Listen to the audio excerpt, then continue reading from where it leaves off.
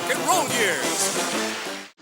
Just thinking, if you were a guy and 15 in 1958 and suffering romantically over an older woman of, say, 17 or so, you'll remember the music of this next man.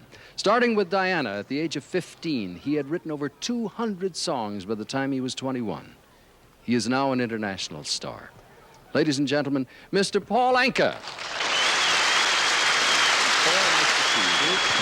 So we were talking the other day, when you and I first got to know one another, you were a rare breed. You wrote them and sang them, and nobody's ever going to have a benefit for Paul Anka because you are so successful as a performer and a writer.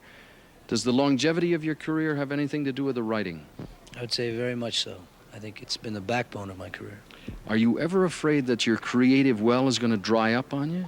I think about it, but not too long. Wake up in a cold sweat.